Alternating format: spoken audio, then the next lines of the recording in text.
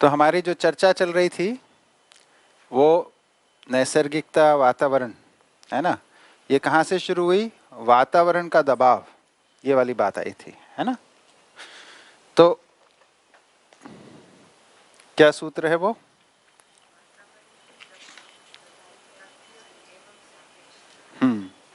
वातावरण ही दबाव प्रदायी तथ्य एवं सापेक्षता है। तो इकाई और वातावरण, ये दो चीज हो गई ना, है ना। वातावरण का स्रोत क्या है? नैसर्गिक इकाइयां, है ना। तो नैसर्गिकता से ही वातावरण है। तो इकाई और उसके वातावरण, है ना, ये सापेक्षता है ना। इसमें दबाव, है ना, ये दबाव जो बनता है इकाई के ऊपर, उससे उसमें कुछ प्रभाव बनता है, उससे उसकी कुछ दिशा में परिवर्तन होता है। ठीक है ना, ये मूल बात है इसमें। सापेक्षता ही ह्रास व विकास का प्रभावशाली तथ्य है। तो अब ये जब परिवर्तन होता है, या तो ह्रास की ओर होता है या विकास की ओर होता है।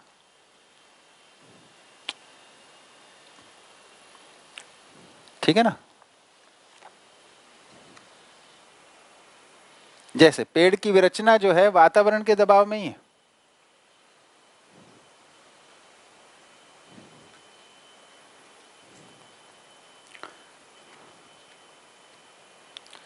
इसकी सिग्निफिकेंस चार अवस्थाओं के अर्थ में बहुत जबरदस्त है इस बात की, कि वातावरण जो है, वातावरण ही दबाव प्रदायी तथ्य एवं सापेक्षता है ना। इसकी सिग्निफिकेंस चार अवस्थाओं के अर्थ में जो क्षमता विकास है, इसको अगर हम देखते हैं, थोड़ा सा इसको कर लेते हैं, है तो ये परिचय लेवल शिविर की बात, लेकिन ये आप लोगों के सामने शायद नहीं आई होगी, मैं रख देता हूं।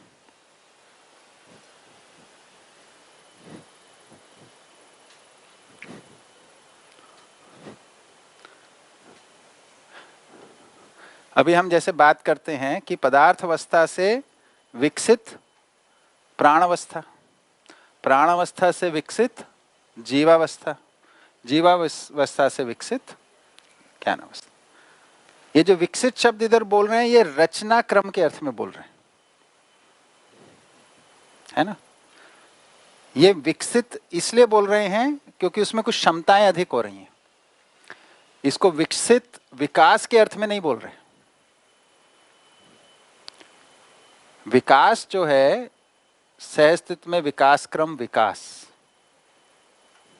है ना। विकास का अर्थ है ऐसा परिवर्तन, ऐसी उन्नति जिसका कोई लौटना नहीं होता, जिसमें कोई, यानी इरिवर्सिबल प्रोग्रेस, इसको विकास कहते हैं। तो ऐसी तीन ही है, गठन पूर्णता, क्रिया पूर्णता और आचरण पूर्णता। यही तीन विकास है ना, अगर हम एकदम प्योरेस्ट फॉर्म में देखेंगे। लेकिन अब हम जब विकास क्रम में भौतिक रासायनिक संसार को देखते हैं, तो एक रचना क्रम दिखता है ना, परमाणु से लेके मानव शरीर रचना तक। तो इसमें क्षमता विकास दिखता है एक प्रकार से, कि वो और अधिक प्रभावशील होते जाते हैं, और अधिक प्रभावशाली होते जाते हैं, अलग अलग प्रभावों को व्यक्त करते हैं। परमाणु जितने प्रभाव को व्यक्त करता है ना, उससे अधिक आयामों में अणु कर लेता है ना।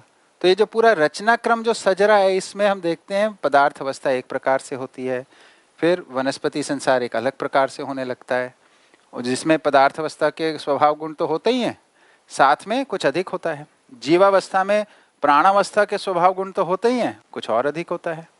ऐसे करके देखते हैं तो ज्ञानावस्था में सर्वाधिक होता है ना। तो इसमें हो क्या रहा है, अगर इसको देखने जाते हैं हम वातावरण के संदर्भ में, तो एक बहुत बढ़िया एक्सरसाइज है।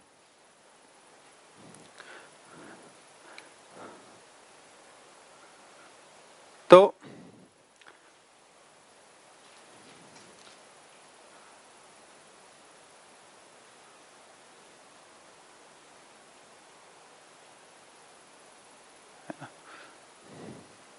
कुछ बेसिक कॉन्सेप्ट्स हैं, उनकी मैं बात कर रहा हूं इधर।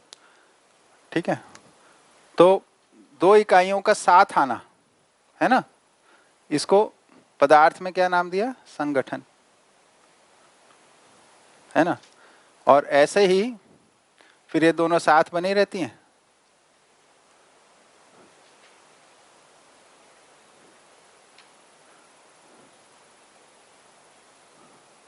यानी फिर इसको हम साथ, इसको सहवास कह देते हैं।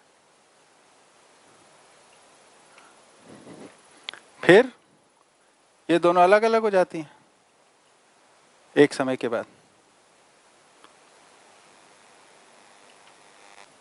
इसको बोला विघटन। ये कहां बात चल रही है? पदार्थ अवस्था में।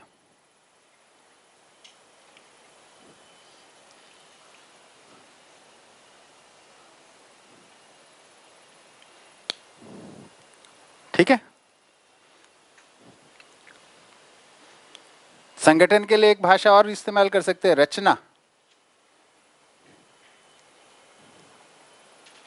ये रचनात्मक प्रक्रिया है, ये विरचनात्मक प्रक्रिया है। ठीक है।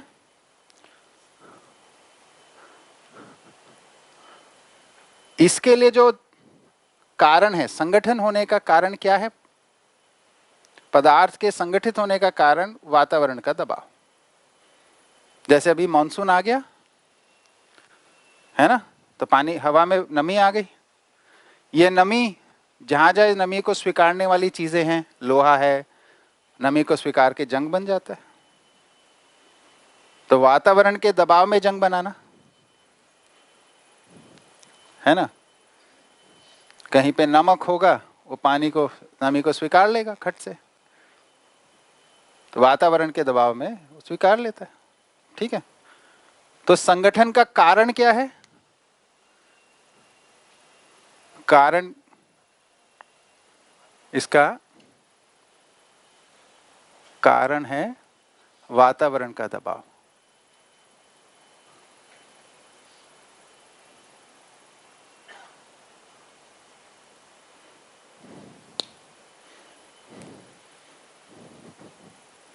विघटन का कारण क्या है? वातावरण का दबाव।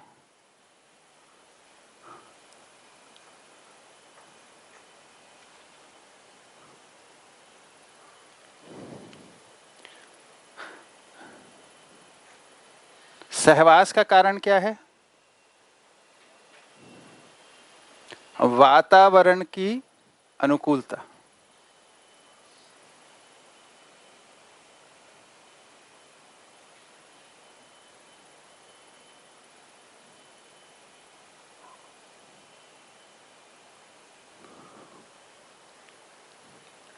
स्पष्ट होता है?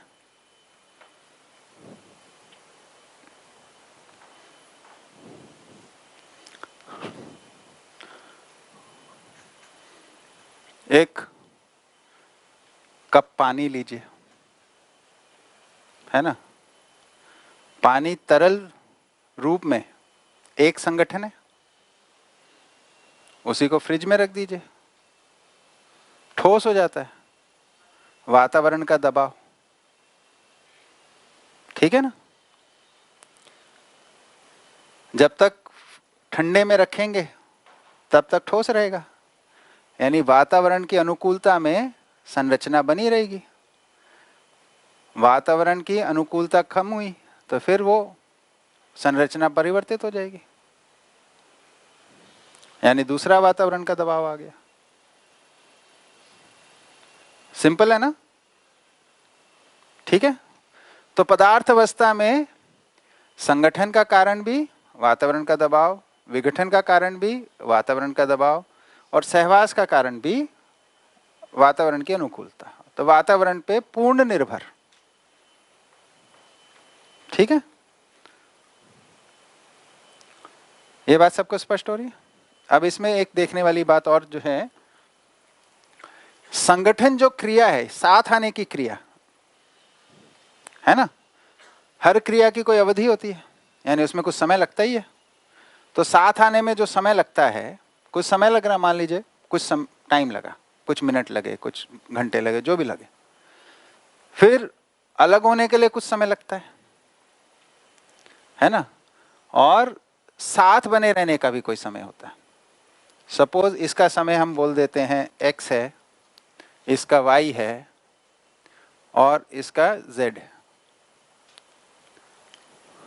ठीक है ना। इसमें से अधिक कौन सा है, कौन सा ज्यादा देर तक बना रहता है? z, इसकी अवधि ज्यादा है।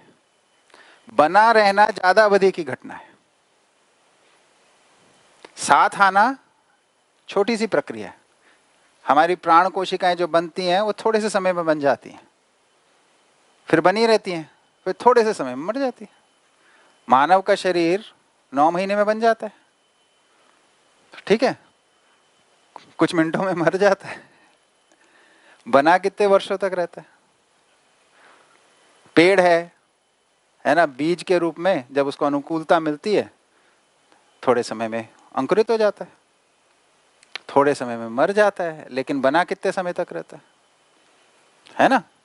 तो बने रहने की अवधि, सहवास की अवधि बड़ी अवधि है।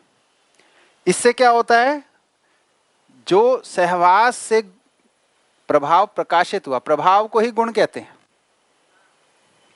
है ना। तो जो गुण प्रकाशित हो रहे हैं उसकी उपलब्धता प्रकृति में बनी रहती है एक लंबे समय तक, ठीक है। हाँ, बने रहने में, सहवास में, भाई ये दो का अलग अलग आचरण था, मिलके नया आचरण आ गया, तो नया आचरण आ गया तो नया प्रभाव आ गया, तो नया प्रभाव एक गुण के रूप में प्रकृति में उपलब्ध हो गया कुछ लंबे समय तक। थोड़ी देर बाद फिर वो चले जाएगा, लेकिन प्रकृति में बनने की और विघटन की, संगठन और विघटन की क्रिया निरंतर है। तो कुछ बन रहे हैं और कुछ विघटित हो रहे हैं, पर बहुत सारे बने रहते हैं। इसको एक उदाहरण से समझ लेते हैं। धरती पे जब पानी पहली बार बना, एक समय था धरती पे पानी नहीं था, ठीक है। फिर धरती पे पानी बना, तो धरती पे जितनी मात्रा में पानी चाहिए, कितनी मात्रा में चाहिए? जितनी मात्रा से पदार्थ अवस्था से प्राणावस्था का उदय हो जाए और वो बनी रहे, प्राणावस्था से जीवावस्था का उदय हो जाए और वो बना रहे, और जीवावस्था से ज्ञानावस्था का उदय हो जाए और वो बनी रहे। तीनों अवस्थाओं को सपोर्ट करने के लिए जितना पानी चाहिए वो बन गया, ठीक है। ये घटना विधि से होता है। पहली बार कोई भी चीज बनती है वो घटना विधि से होती है। लेकिन क्योंकि ये जड़ संसार है, इसमें कोई निरंतरता नहीं है। पानी जो बना मॉलिक्यूल, ये सदा सदा बना रहेगा ऐसा नहीं है, ठीक है। तो एक बारी में बहुत सारा पानी बन गया, पर इनके पानी के मॉलिक्यूल्स की विरचना भी होगी। लेकिन प्रकृति में प्रावधान है कि आज भी पानी के मॉलिक्यूल्स बन रहे हैं, यानी उनका संगठन हो रहा है, साथ में विघटन भी हो रहा है। संगठन और विघटन का संतुलन में एक निश्चित मात्रा में पानी बना हुआ है। धरती पे पानी की कमी क्यों नहीं होती? क्योंकि जो संगठनात्मक क्रियाएं हैं इसकी भी परंपरा है, विघटनात्मक क्रियाओं की भी परंपरा है। दोनों में संतुलन होने की वजह से ये निश्चित मात्रा में पानी धरती पे बना रहता है। समझ में आता है? जैसे हमारे शरीर में प्राण कोशिकाएं बन रही हैं और प्राण कोशिकाएं मर भी रही हैं, दोनों निरंतर हो रहा है। हमारे शरीर में प्राण कोशिका की रहने की अवधि कितनी है? कुछ प्राण कोशिकाएं 2-4 दिन रहती हैं, कुछ ज़्यादा रह जाती हैं, पर एक निश्चित अवधि। तो हर प्रकार की प्राण कोशिकाएं बन भी रही हैं और मर भी रही हैं। जब बनने की तादाद अधिक होती है और मरने की कम होती है तो शरीर में वृद्धि हो रही होती है ना। गर्भ में भ्रूण से लेके एक युवा अवस्था तक शरीर बढ़ रहा होता है। क्यों बढ़ रहा होता है? बनने की तादाद यानी संख्या और मरने की संख्या, इसमें बनने की संख्या ज्यादा है। बुढ़ापे में क्या होने लगता है? बनने की संख्या कम हो गई, मरने की संख्या अधिक हो गई, इसलिए झुर्रियां आनी शुरू हो जाती हैं, चीजें क्षीण होनी शुरू हो जाती है, मसल्स कमजोर होने शुरू हो जाते हैं। ठीक है, बीच में क्या होता है ना, युवावस्था से वृद्धा तक बनना और मरने का संतुलन रहता है, इसलिए शरीर वैसा बना रहता है। ठीक है ना, तो बने रहने के लिए अब देखिए इसमें स्टैटिक नहीं है, सब डायनेमिक होते हुए संतुलन है। बनना भी चल रहा है, प्राण कोशिकाओं का जिंदा होना भी हो रहा है, मरना होना भी हो रहा है, और शरीर बना रहता है। ये स्टैटिक नहीं है, ये डायनेमिक है। दोनों निरंतर हैं, संगठन भी, विघटन भी, और बना रहना भी। तो ये जो संगठनात्मक क्रियाएं हैं, इनकी भी एक परंपरा होती है। ये वातावरण से नियंत्रित है। विघटनात्मक की भी एक परंपरा होती है, ये भी वातावरण में नियंत्रित है। और बने रहने की भी एक क्रिया है जो कि वातावरण में नियंत्रित है। तो सतह के ऊपर, धरती की सतह के ऊपर, जिसको हम अंग्रेजी में बायोस्फीयर कहते हैं, जहां पे सारा क्रियाकलाप हो रहा है ना, वहां पे खनिजों का बना रहना सर्वाधिक रहता है। धरती की सतह से ऊपर जाओगे तो कुछ वायु का, कुछ गैसेस का विरचना होती है, क्योंकि उधर से सोलर रेडिएशन आ रही है, ये सब हो रहा है, उसमें मॉलिक्यूल्स टूटते ही हैं। या धरती के गर्भ में जाओगे तो वहाँ पे भी जो जिस तरीके की कंडीशंस है, हाई प्रेशर, हाई हीट की, उधर भी विरचनात्मक चीज़ें होती हैं, या कोई नई नई रचना बनती हैं। पर जो नीचे बनता है वो ऊपर आ जाता है। जैसे वॉल्केनो होता है, वो क्या कर रहा है, जो नीचे पदार्थ बन रहा है उसको ऊपर ला रहा है ना। हवा में जो हवा की मूवमेंट है वो क्या कर रही है, जो सर्कुलेशन की जरूरत है, नए जो मॉलिक्यूल्स बन रहे हैं उनको जहाँ जरूरत है वहाँ पहुँचा रहे हैं, जहाँ पानी बन रहा है वहाँ पहुँच रहा है। तो सारी मूवमेंट सेल्फ रेगुलेटेड है इस पूरे सिस्टम में। जैसे हमारे शरीर में हम खाना तो मुंह से खाते हैं और वो पहुँच एक एक कोशिका में जाता है, इसको करने वाला कोई नहीं है, सेल्फ रेगुलेटेड सिस्टम है। फिजिकल, केमिकल, डायनामिक्स से ये सब हो रहा है।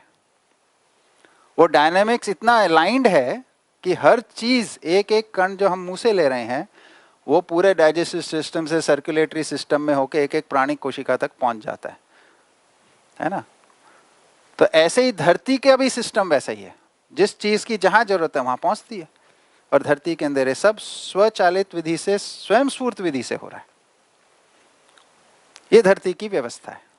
उसमें पदार्थ अवस्था के अंदर संगठन क्रिया है, विघटन क्रिया है, और सहवास, बने रहने की क्रिया है। ठीक है, ऐसा डायनेमिक सिस्टम है धरती का। ठीक है, अब आते हैं हम प्राणावस्था पे।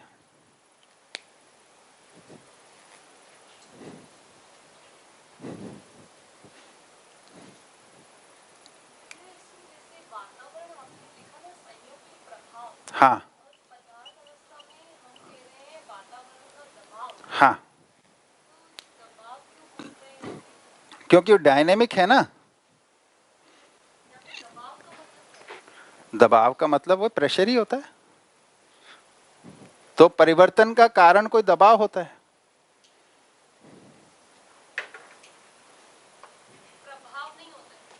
देखिए ये है ना, ये एक स्थिति है, इसमें कोई परिवर्तन हो रहा है? नहीं हो रहा है। इस स्थिति का परिवर्तन कैसे होगा? जब कोई दबाव पड़ेगा। इतनी सामान्य सी बात है। प्रभाव क्या लीजिए, क्या फर्क पड़ता है, क्रिया समझ में आनी है। वातावरण के कारण परिवर्तन होता है स्थितियों में। ठीक है, अब इसी के साथ देखिए, मेरे लिए पेन बहुत अच्छा वो रहता है, टूल। ठीक है, ये एक स्थिति है ना, या इधर देखिए, ये एक स्थिति है और ये एक स्थिति है। दो स्थितियां हैं, इसकी स्थिरता, एक इस स्थिति की स्थिरता और इस स्थिति की स्थिरता। कौन सी अधिक स्थिर है? दूसरी वाली। तो प्रकृति में प्राकृतिक विधि से जो परिवर्तन है वो कम स्थिरता के लिए, अधिक स्थिरता के लिए? विज्ञान में क्या पढ़ा था? विज्ञान में क्या पढ़ते हो? थर्मोडायनेमिक्स में। तो बताओ, आप तो सब विज्ञान के विद्यार्थी हो। ये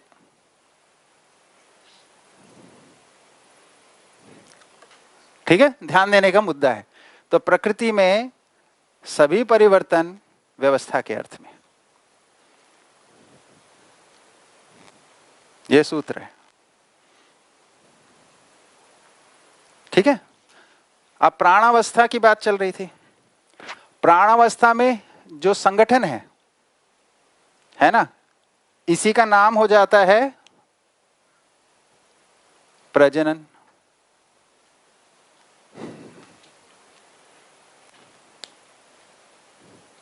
भाई नया बनना, इसी को संगठन कह रहे हैं ना। कुछ चीजें मिलके बनती हैं।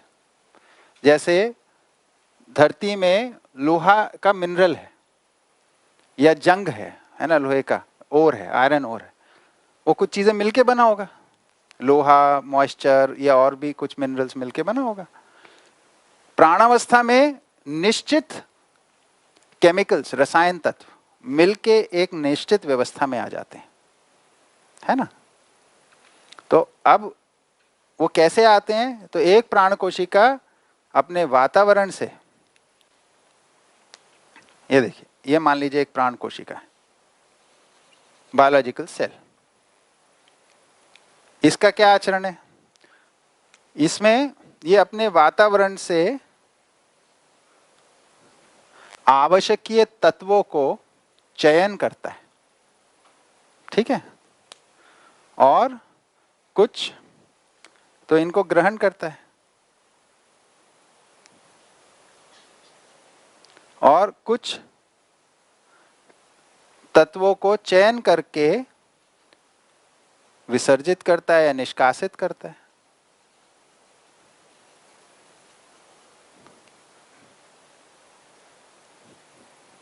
कहाँ रख दिया? दोनों उधर पहुंचा दिए।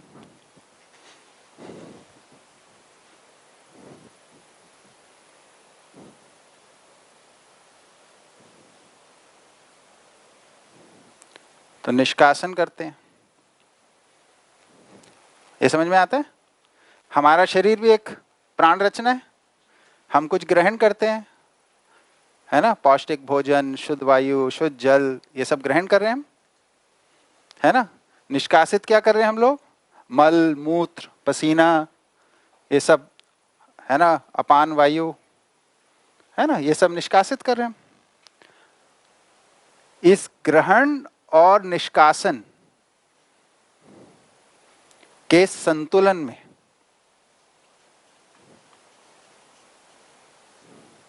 स्वयं को पुष्ट बनाए रखता है। प्राण रचना क्या है?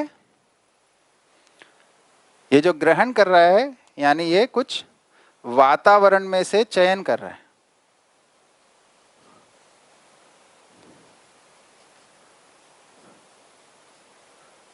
ये इसकी क्वालिटी है ना। हम जो खाना लेते हैं अपने वातावरण में से ही ले रहे हैं, दूसरी नैसर्गिक इकाइयों से ही मिल रहा है।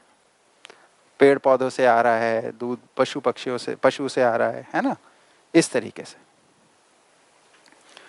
तो प्राण रचना की मूल इकाई क्या है? प्राण कोशिका, बायोलॉजिकल सेल। ये बायोलॉजिकल सेल जो है अपने वातावरण से कुछ चीजों को ग्रहण करता है। इसको हम बोल रहे हैं वातावरण से चयन करता है, क्योंकि वो सब कुछ नहीं लेता है, जो उसको चाहिए उतना ही लेता है। कौन सी चीज चाहिए ये भी चूज करता है और कितनी चाहिए ये भी चूज करता है।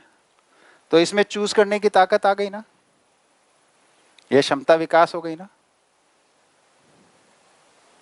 प्राण कोशिका में, ठीक है। फिर दूसरा काम क्या करता है? ये प्राण कोशिका ऐसे चयन करके उस मटेरियल को अपने स्वरूप में बना लेता है, जिसको हम कहते हैं प्रजनन क्रिया, है ना, और प्राण कोशिकाएं बना देता है। इसको हम बोलते हैं मल्टीप्लिकेशन।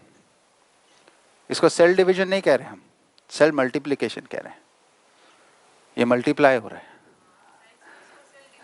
जी। भाषा भी सुंदर होनी चाहिए ना जी। जबकि ये डिवाइड नहीं हो रहा है। जैसे मानव संतान होती है तो क्या मानव डिवाइड होता है? मल्टीप्लाई होता है।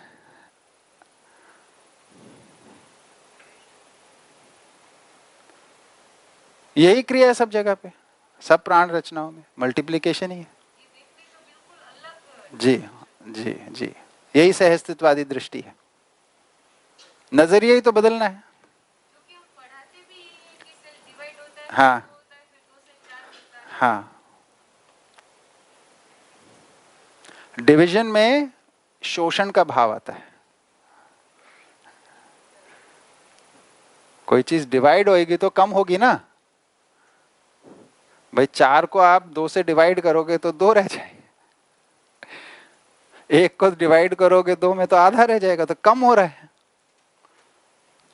जब मल्टीप्लाई होता है तो अधिक हो रहा है।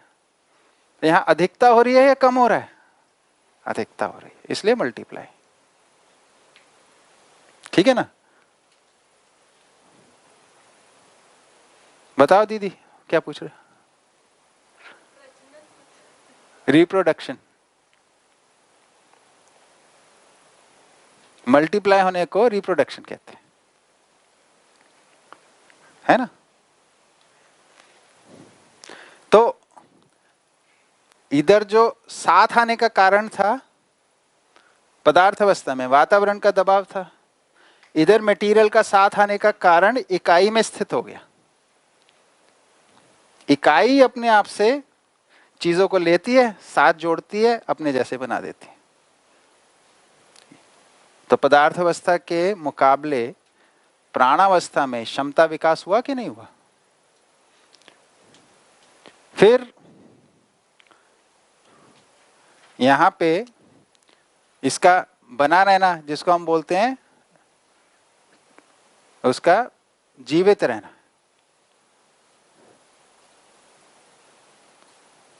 है ना। जहां पे सहवास को क्या नाम देते हैं? प्राण कोशिका जीवित रहना या सप्राण, इसको सप्राण कह देते हैं। जीवित रहने से जीव वाली बात है, सप्राण, है ना। और फिर विघटन में क्या हो जाता है? वो निष्प्राण हो जाती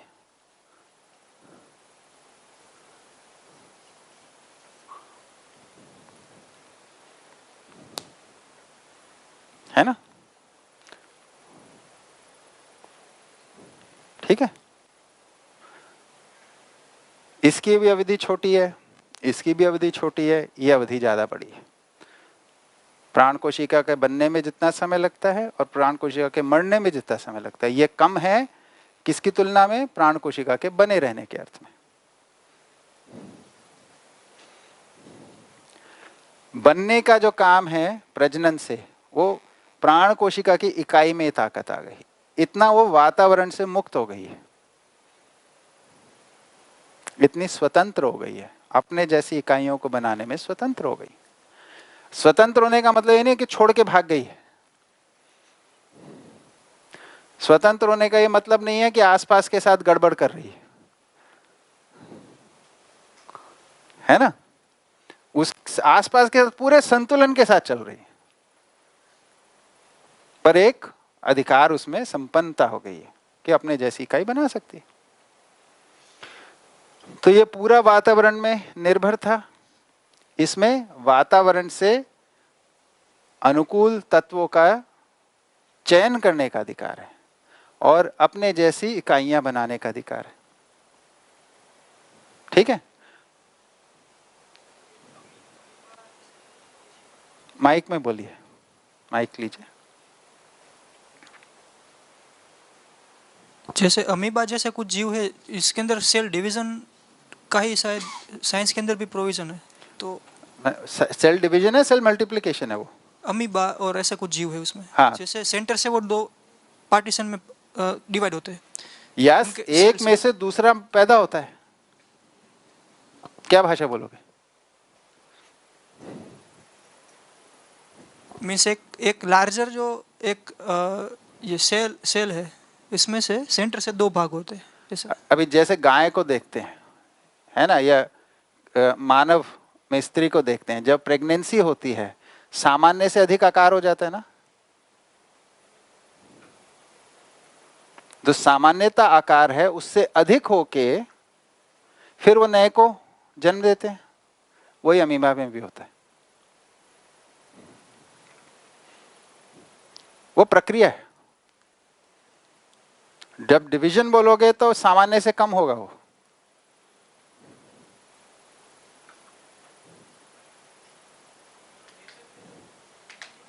जी, प्रजनन मल्टीप्लिकेशन है, तभी तो संख्या बढ़ती है। डिवीजन होने से संख्या घटनी चाहिए।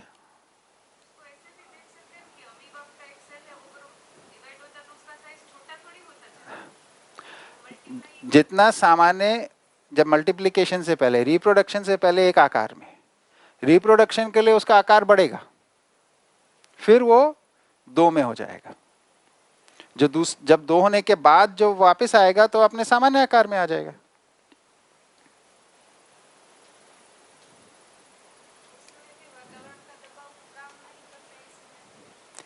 वातावरण का दबाव काम नहीं करता, उसके लिए वातावरण की अनुकूलता चाहिए।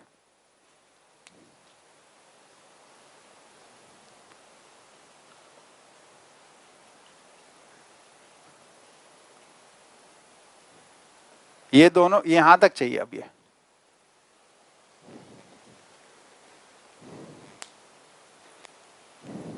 है ना।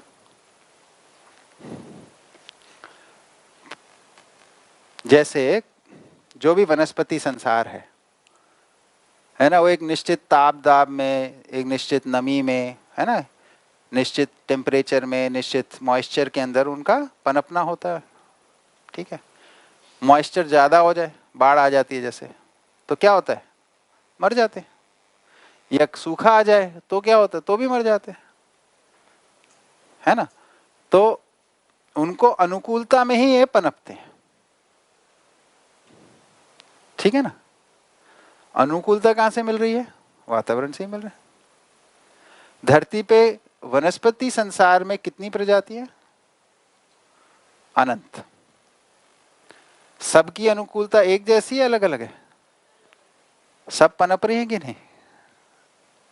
अब देखिए धरती क्या सुंदर व्यवस्था है, जिसमें सबके पनपने की व्यवस्था है, सबके लिए अनुकूलता है। हम क्या पढ़ते हैं? Survival of the fittest.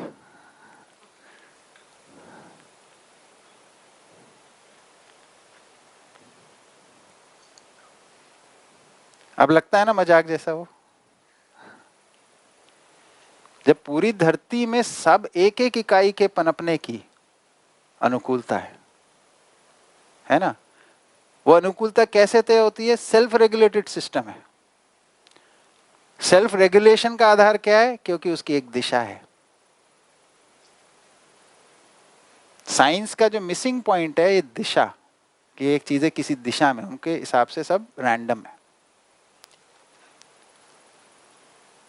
सब म्यूटेशन है, एक्सीडेंट्स हैं,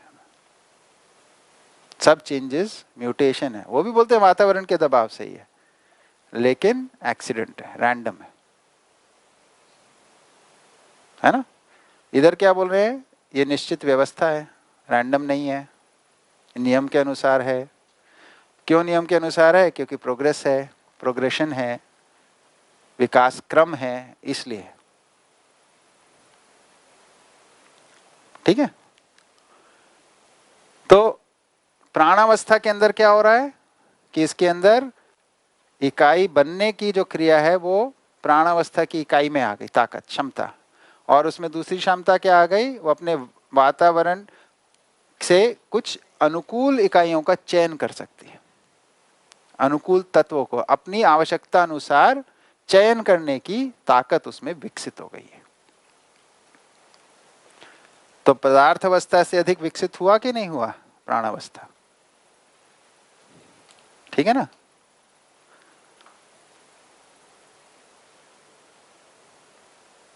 अच्छा, प्राणावस्था और जीवावस्था में क्या अंतर है?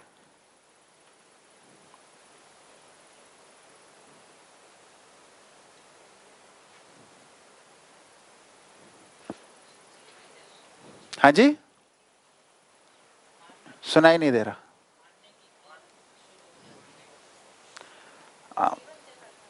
जीवन चलाता है, माने जीवन विद्या की भाषा छोड़ दें अगर थोड़ी देर को, तो क्या है उसमें? देखिए, आपको पकड़ में आया क्या, वो क्या अंतर है उसको जो समझ में आया उसके हिसाब से बताइए। शब्दों में तो मालूम ही, आप लोग सब शिविर कर चुके हैं, वो सब हो ही चुका है। जैसे ये अभी पकड़ में आया ना अंतर, अंतर हमारे को स्पष्ट होना चाहिए, दिखना चाहिए। जैसे पानी और दूध का अंतर मालूम है ना, आपसे कोई पूछेगा खट से बता सकते हो, खट से उसके साथ जी सकते हो। वैसे ही अंतर स्पष्ट होने हैं। भैया जीवावस्था में जो इकाई है वो अपने मतलब वो गति मतलब उनका जो स्थान होता है वो काफी हाँ, सारा वो कर सकते हैं बहुत जैसे। बढ़िया। तो जीवावस्था में विचरण की ताकत है। विचरण माने वो मूवमेंट करता है, ट्रैवल करता है ना। यही इसका लक्षण है मुख्य। जीवों को हम देखते हैं, चाहे वो छोटे से छोटा कीड़ा मकोड़ा है, चाहे बड़े से बड़ा हाथी है, व्हेल है, जो भी है, सब खूब दूर दूर तक जाते हैं, ट्रैवल करते हैं। पर इसका सिग्निफिकेंस क्या है? इससे विकास क्या हुआ, ये कैसे समझ में आएगा, है ना। तो इसको जब शोध करते हैं तो ये समझ में आता है कि जीवावस्था में पदार्थ अवस्था प्राणावस्था के सारी ताकत होते हुए, क्षमता होते हुए, उसमें कुछ अधिक हो गया। क्या अधिक हो गया? पुराना वाला क्या था उसमें कि उसके अंदर, उसमें भी प्राणावस्था के जैसे अपनी जैसी इकाई बनाने की ताकत है, अपने वातावरण से वातावरण की अनुकूलता में अपनी आवश्यक तत्वों को ग्रहण करने की ताकत है। ये सब तो जीवों में है ना। गाय को जो खाना है वो ले ही लेती है वातावरण से, अपना पहचानती है अपने भोजन को, सभी जीव पहचानते हैं। उसमें क्या है कि अनुकूल वातावरण, यानी वातावरण की अनुकूलता को चयन करने की क्षमता है। जीवावस्था में क्या है? वातावरण में अनुकूलता को चयन करने की क्षमता। यहां गर्मी हो रही है आजकल, जब ठंडी है वहां चलो, ये चयन कर पाते हैं। वनस्पति संसार ये नहीं कर पाता। यहां ज्यादा बारिश हो गई तो कम बारिश की जगह पे चलो, या कम बारिश है या कम पानी है, अधिक पानी की जगह पे चलो। तो क्या क्षमता विकास हुआ? वातावरण में अनुकूलता का चयन। क्योंकि वातावरण डायनामिक है ना। तो कभी ठंडी होती है, कभी गर्मी होती है, कभी बरसात होती है, कभी सूखा होता है। वो अपनी अनुकूलता के हिसाब से इसमें चलते रहते हैं। ठीक है। तो पहली बात जो सिग्निफिकेंट बात आई कि उनमें वातावरण में अनुकूलता चयन करने की ताकत, क्षमता, ये विकसित हो गई। तो छोटे से छोटा जीव होगा, बड़े से बड़ा जीव होगा, ये करेगा। ठीक है।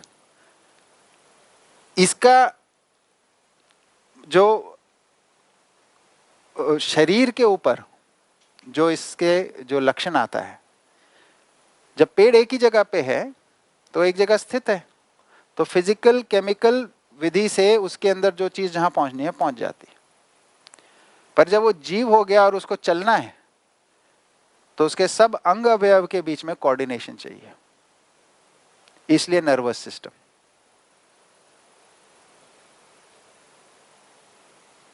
इसलिए ब्रेन,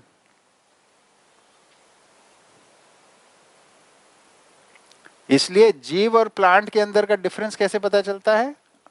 जिसमें नर्वस सिस्टम है वो जीव है, जिसमें नहीं है वो नहीं है। कितना सिंपल हो गया।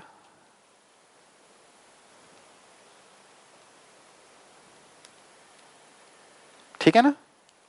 जिसमें नर्वस सिस्टम है वो सब जीव हैं, और जिसमें नहीं है वो सब वनस्पति हैं। ठीक है।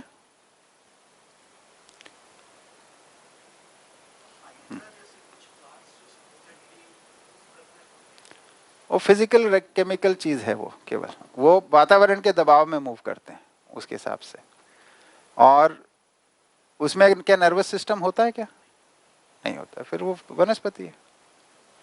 अब हम डिफाइन ऐसे कर रहे हैं, है ना। अगर उसमें कोऑर्डिनेशन के लिए कुछ है ना, जैसे उसका पूरा बॉडी को चलना है, जैसे कोई फंगस भी है या कोई भी चीज है जो मान लीजिए नदी में कहीं पे सतह पे लगी हुई है और पानी का बहाव तेज आए तो कहीं और चले गए, फिर वहां चिपक गई, वो एक अलग चीज है ना। वो उसकी मतलब एक निर्णय पूर्वक वो नहीं है गतिविधि, वो कुछ चयन नहीं कर रही है, वो प्रभावित होके जा रही है।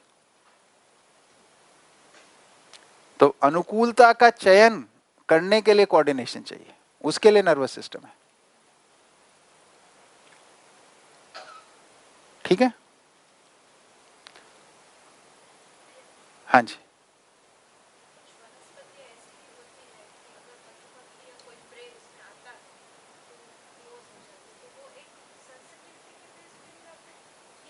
भौतिक रासायनिक क्रिया है।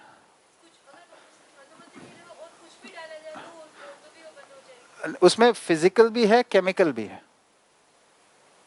जैसे आप कोई फिजिकल चीज डाल दीजिए जिससे बंद, उसको आवश्यकता नहीं है, वो देखो उसमें अपने आवश्यकीय तत्व को चयन करने की ताकत है, तो पहचानता है ये केमिकल नहीं चाहिए तो बंद नहीं होगा।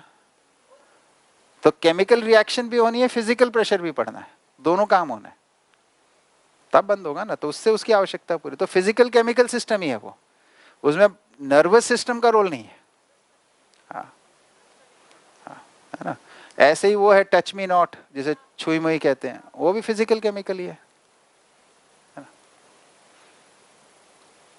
ठीक है। ये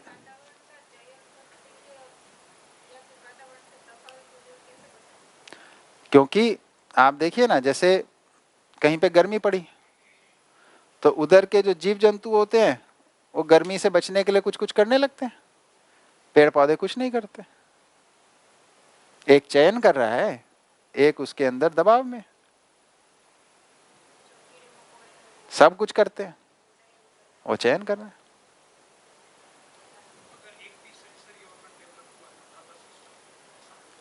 वही तो नर्वस सिस्टम का भी अपना विकास क्रम है ना। हाँ, ऐसे करके विकसित होता है।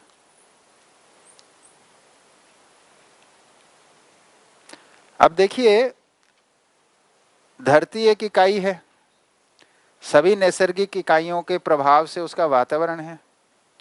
वनस्पति संसार के साथ जीव संसार की जो पूरकता है वो ये है कि जीवों के मल मूत्र और पसीने से बहुत सारे बैक्टीरिया, वायरस, बहुत सारी बीमारियां नियंत्रित रहती हैं, वनस्पति संसार की भी, जीव संसार की भी।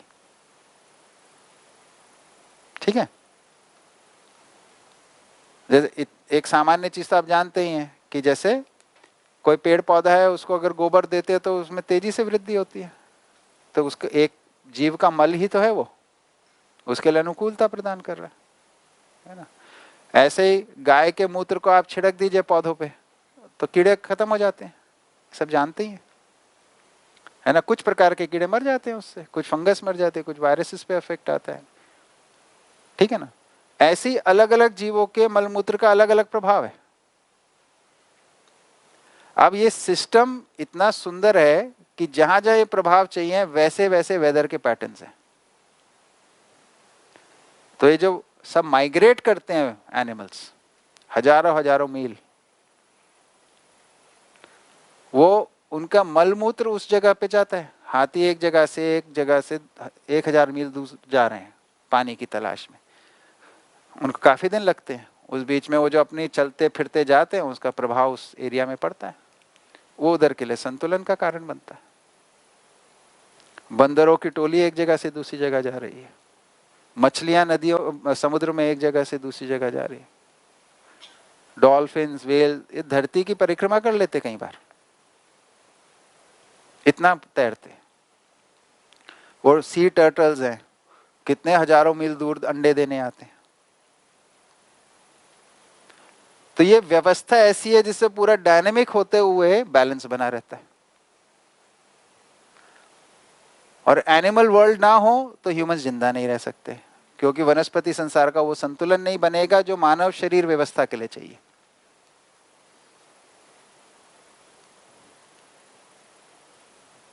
हम एनिमल्स के साथ क्या कर रहे हैं, वनस्पति संसार के साथ क्या कर रहे हैं, वो सब हम देखते हैं, है ना। वो तो परिचय शिविरों में हो चुकी है चर्चा, उसको छोड़ देते हैं, ठीक है। तो एनिमल वर्ल्ड की सिग्निफिकेंस फिर हमें समझ में आती है, उनकी पूरकता समझ में आती है। उसके आधार पे ही तो मानव शरीर रचना है। मानव शरीर रचना का जो स्वास्थ्य है, जो उसकी हेल्थ है, वो किस आधार पे है, तीनों अवस्थाओं के संतुलन के आधार पे। इसमें से एक भी अवस्था नहीं होगी तो मानव शरीर रचना नहीं होगी, ठीक है। अब ज्ञान अवस्था पे आते हैं तो उसमें तीनों अवस्थाओं के क्षमताएं तो हैं ही, यानी उसमें पदार्थ के रूप में चीजें संगठित हो ही रही हैं शरीर में, केमिकल फिजिकल रिएक्शन के रूप में, है ना। प्राण रचना के रूप में शरीर में प्रजनन क्रिया भी है, भोजन क्रिया भी है ना, मलमूत्र का निष्कासन भी है, सब है। और जीवों की तरह उसमें अनुकूलता को चयन करने की ताकत भी है ना। जिन लोगों को ठंडी ज़्यादा लगती है एसी से दूर बैठते हैं, जिनको गर्मी ज़्यादा लगती है एसी के ज़्यादा पास बैठते हैं, ये सब करते ही रहते हैं हम लोग, ठीक है। मानव में क्या ताकत है, क्या क्षमता विकास हुआ जीवों से अधिक? हाँ जी, कल्पनाशीलता तो जीवों में भी है। अब बंदर जो होता है घर में घुस के खाना ले जाता है ना, बिना कल्पनाशीलता के होगा? बिना चित्रण के, बिना तुलन के, बिना विश्लेषण के हो पाएगा ये काम? जो लोग रोबोटिक्स में काम करते हैं उनसे पूछ के देखिए, आर्टिफिशियल इंटेलिजेंस के जो सॉफ्टवेयर बनाते हैं, उसको जो काम कराने के लिए उन्हें जो इंस्ट्रक्शन देने पड़ते हैं, नहीं हो पाता।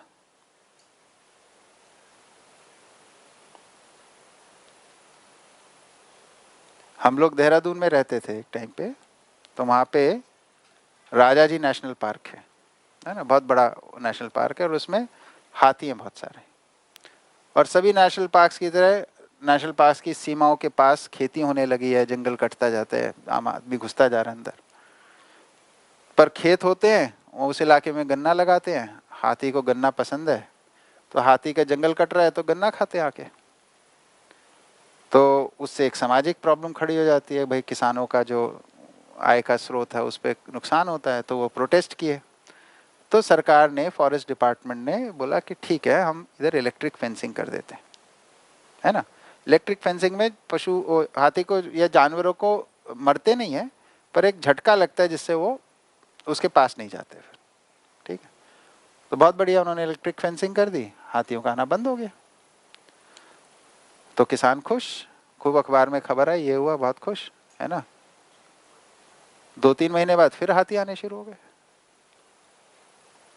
तो अब सब समझ सोचने लगे, फिर किसानों ने प्रोटेस्ट किया, ये हुआ, ये हाथी फिर आ रहे, आप लोग ठीक से नहीं करते, वो जो भी हुआ।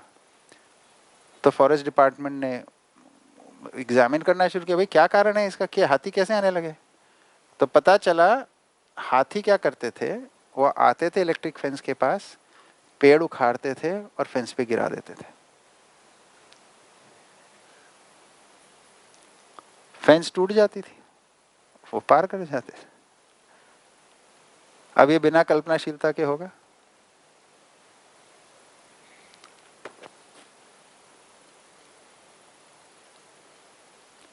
जीवों में जो कल्पनाशीलता है वो जीने के अर्थ में, जीने की आशा के अर्थ में, मानव में वो सुख के अर्थ में,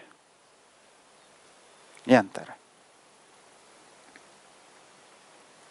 जीने की आशा का मतलब क्या है, शरीर का पोषण और जो उसका वंश है उसका पोषण, शरीर का पोषण और वंश का पोषण, ये दो ही उसका उद्देश्य है जीवावस्था के।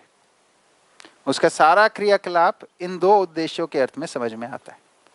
आप किसी भी जीव का कोई क्रियाकलाप देखेंगे, या तो अपने शरीर के पोषण के अर्थ में कर रहा है या अपने वंश के पोषण संरक्षण के अर्थ में कर रहा है। ठीक है, ये समझ में आता है सबको?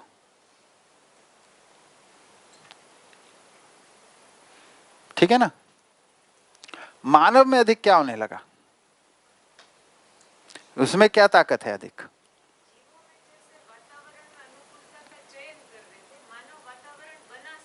यस, बहुत बढ़िया, बहुत ही बढ़िया।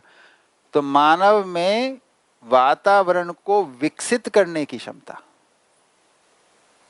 ये नेता लोग विकास विकास करते रहते हैं ना इसी आधार पे, कि मानव में विकसित होने और विकसित करने की क्षमता है। वो कहां से कनेक्टेड है? प्रत्यावर्तन क्रिया विकसित होने के लिए है और परावर्तन क्रिया विकसित करने के लिए है ना? तो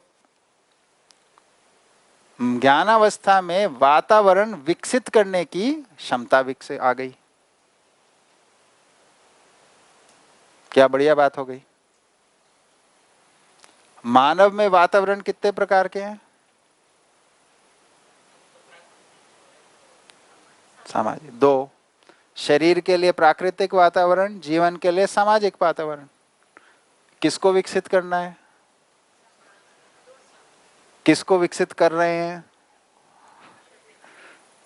प्राकृतिक वातावरण को विकसित करेंगे हम या उसके साथ तालमेल पूर्वक रहेंगे? सामाजिक वातावरण को विकसित करने की आवश्यकता है।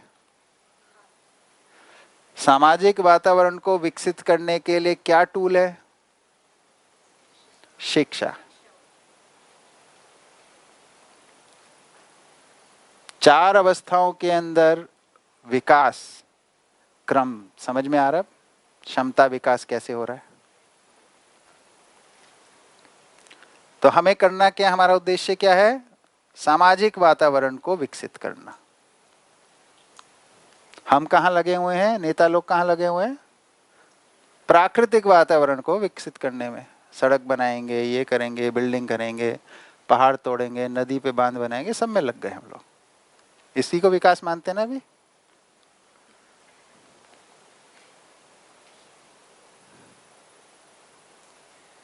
इससे हम संतुष्ट क्यों नहीं हो रहे? क्योंकि वो हमारी आवश्यकता वो पूरी नहीं हो रही। प्राकृतिक संतुलन के आधार पे तो शरीर रचना है। अभी जिस विकास के नाम पे जो हम क्रियाकलाप कर रहे हैं उससे प्राकृतिक संतुलन बिगड़ रहा है, इसलिए पीड़ा का कारण बन रहा है।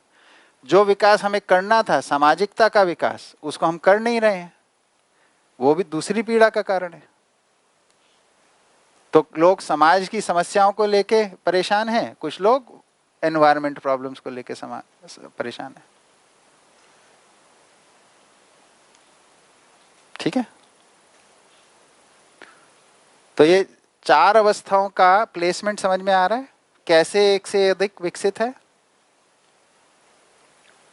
और वातावरण का दबाव, वातावरण की अनुकूलता, उसके डायनामिक्स कितने इंपॉर्टेंट हैं।